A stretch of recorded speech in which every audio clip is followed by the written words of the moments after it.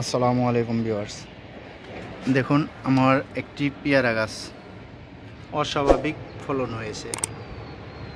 দেখুন কত পেয়ারা ধরে আছে।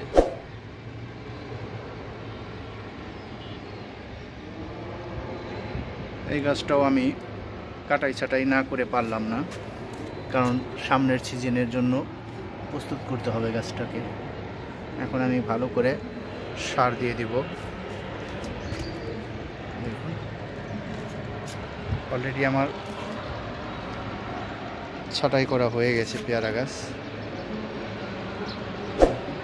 আপনারাও এভাবে পেয়ারা গাছ সবসময় ছাঁটাই করে রাখবেন, দেখবেন আপনাদেরও পেয়ারা গাছ অনেক সুন্দর হয়ে উঠবে এবং অসংখ্য পেয়ারা পেয়ে যাবেন। ছাদ বাগানের ভিতরে যদি এমন পেয়ারা না হয় তাহলে কি ভালো লাগে বলেন?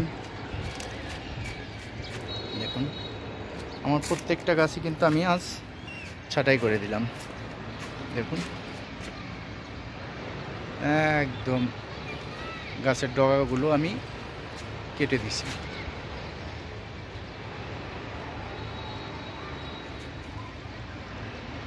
আপনারাও এভাবে গাছ কাটাই ছাঁটাই করে সবসময় হালকা করে রাখবেন, দেখবেন সিজনে প্রচুর পেয়ারা পাবেন।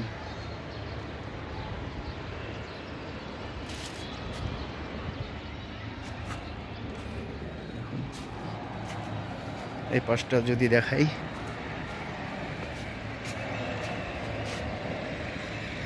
দেখুন প্রত্যেকটা গাছটি আমি ছাঁটাই করে দিয়েছি।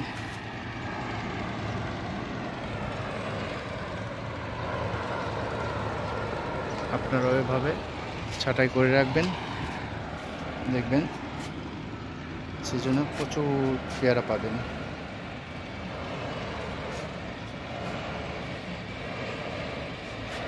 সব সময় পেয়ারা গাছ এরকম যেটা বাদামি কালার হয়ে গেছে সেখান থেকে কাটিং করবেন, সবুজ কালার ওখান থেকে কাটিং করবেন না, তাহলে কিন্তু কাঙ্ক্ষিত রেজাল্ট পাবেন না। দেখুন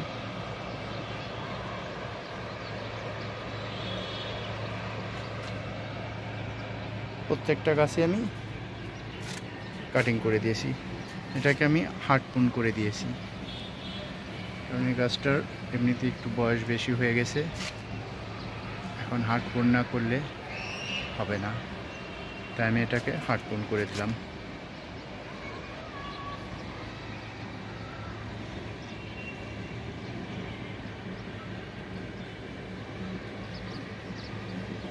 আপনারাও সবসময় এভাবে পুন করে রাখলে দেখবেন কাঙ্ক্ষিত রেজাল্ট অবশ্যই পাবেন। আমার এই পেয়ারাগুলো হারভেস্ট করা হয়ে গেলে তখন আমি এটাকেও হার্ডপুন করে দেবো ইনশাল্লাহ, তখন আপনাদের সাথে শেয়ার করব। দেখুন কত পেয়ারা,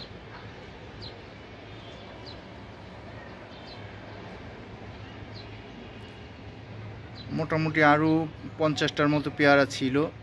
আমি এই 15 দিনে, গত 15 দিনে প্রত্যেক দিন 4টা করে 5টা করে নিয়ে খেয়ে দেখলাম।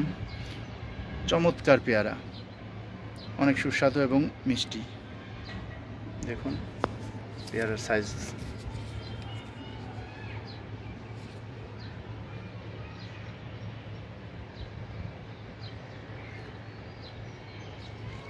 এখন রোজার মাস অলরেডি চলতেছে, আর আমার প্রতিদিন পেয়ারা দিয়ে ইফতার হয়। ইফতারের জন্য আমার পেয়ারা আর কিনতে হয় না, আমার নিজের গাছের পেয়ারা দিয়েই ইফতার করতে পারি আল্লাহর অশেষ মেহেরবানিতে। দেখুন